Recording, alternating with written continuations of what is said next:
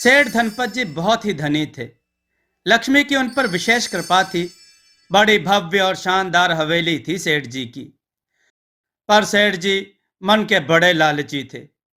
वे गांव वालों को पैसे ब्याज पर उधार देते तो उनका चक्रवृद्धि ब्याज इतनी रफ्तार से चलता कि अंत में गरीब आदमी की तो संपत्ति ही जब्त हो जाती थी। इसी ब्याज की कमाई से उनका वैभव दिन दूनी रात चौगनी रफ्तार से बढ़ता जाता था। गांव ही नहीं, आसपास के गांव के लोग भी उनसे ब्याज पर रुपए लेने के लिए आते थे। वे आदमी परख कर बात करते थे। उनका दावा था कि उनका मनोविज्ञान बहुत ही समृद्ध है और आज तक उन्होंने धोखा नहीं खाया है। आदमी को देखकर ही पहचान जाते थे। एक दिन उनके पास एक ठाकुर साहब आए। वह घोड़े पर सवार थे। उनके सर पर एक शानदार पगड़ी थी। बड़ी बड़ी रौबीली मूछें थीं।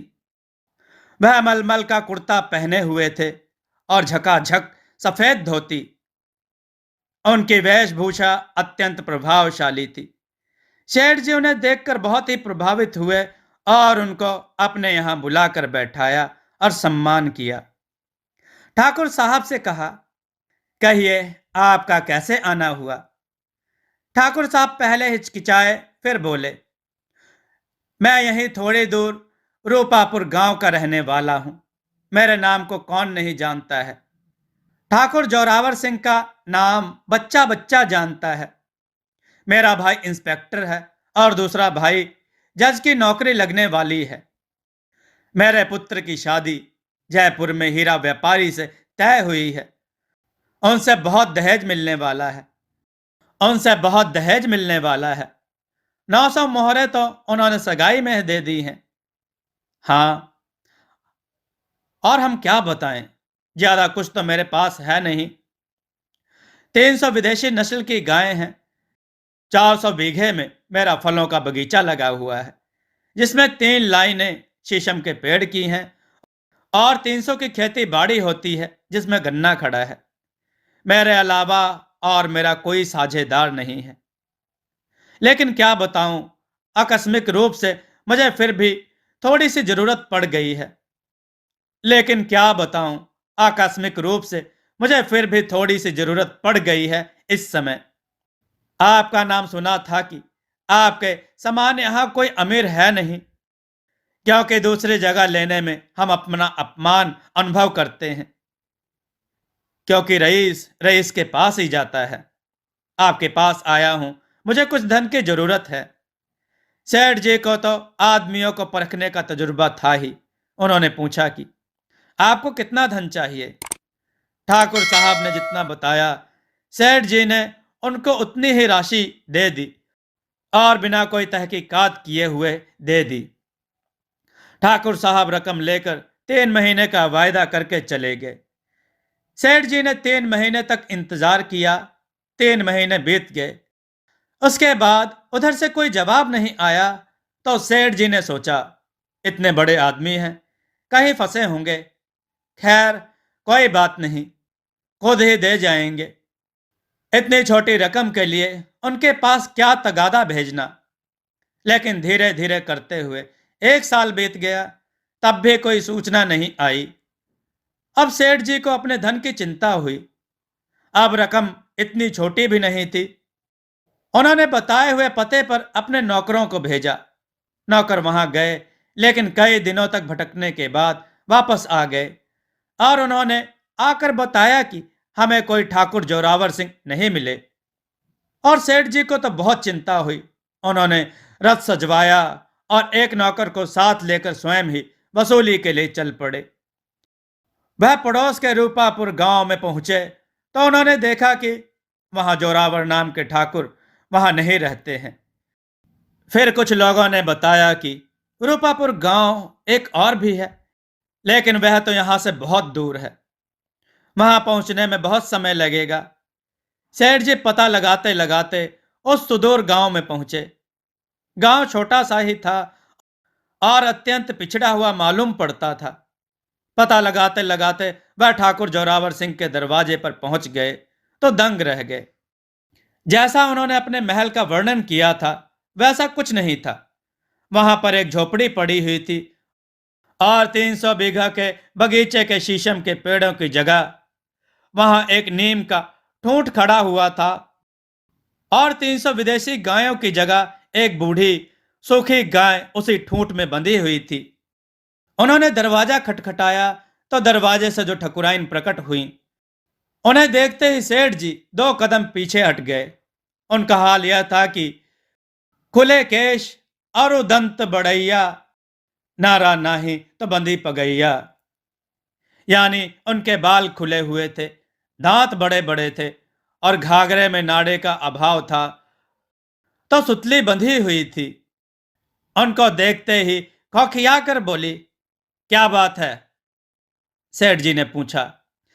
ठाकुर साहब कहाँ गए? वह और भी जोर से गुर्राई। मरता होगा कहीं, मुझे क्या पता। भरता होगा कहीं अपना पेट। सेठ जी ने अपना परिचय दिया तो वह थोड़ा नरम पड़ी और उनसे कहा, नीम के पास चलकर बैठो, मैं शरबत भेजती हूं। ठाकुर साहब तो घर पर हैं नहीं, उनका इंतजार करो। सेठ जी ने कहा, कितने दिन के लिए गए हैं? यह मैं नहीं कह सकती कि कब तक आएंगे। तब सेठ जी ने सोच लिया, चाहे कितने भी दिन में आ जाएं, वे भी सोचेंगे कि किससे पाला पड़ा है। मैं धन तो लेकर ही जाऊंगा, नहीं तो मेरा पैसा डूब जाएगा। लेकिन नहीं, पैसा तो मैं एक एक वसूल कर कर जाऊंगा और यहीं रुका रहूंगा। प्यास के मारे उनका गला सूख रहा था, क्योंकि पूरे दिन तो उन्होंने सफर किया था, थकावट भी थी ही। ठाकुराइन जी 2 बड़े बड़े गिलासों में शरबत भरकर लाई और सेठ जी और उनके नौकर को थमा दिया। शरबत राव यानी गुड़ का निम्न रूप उसका बना हुआ था और उसमें 2 दिन का रखा हुआ मट्ठा पड़ा था जो गर्मी में खौलने लगा था। प्यास के मारे सेठ जी ने और उनके नौकर दोनों ने वह गिलास का शरबत गटागट पी लिया और पानी मंगाकर पिया। सेठ जी बढ़िया बढ़िया चीजें खाने वाले, बादाम का शरबत पीने वाले, इन चीजों के आदी नहीं थे। वे दोनों चारपाई पर बैठकर जोरावर सिंह का इंतजार करने लगे। 1 डेढ़ घंटा मुश्किल से ही बीता होगा कि उनके पेट में गड़गड़ाहट की आवाज आने लगी। सेठ जी और नौकर दोनों ही फारिग होने के लिए खेत में गए। लौट कर बैठ ही नहीं पाए थे कि तब तक फिर से गड़गड़ाहट ने जोर मारी। अब उन्हें फिर से जाना पड़ा। उस घोल के 2 दिन पुराने मट्ठे और पुरानी रखी हुई राब ने मिलकर उनके पेट में जो उथल पुथल मचाई, उससे उन्हें इतने तगड़े दस्त लगे कि मिनट मिनट पर जाने लगे। आखिरकार यह हाल हो गया कि अब वे चारपाई से उठ नहीं पाते थे। तो और क्या हो सकता था? गांव में कोई डॉक्टर या वैद्य नहीं था। ठकुराइन गांव के लोगों को बुला लाई।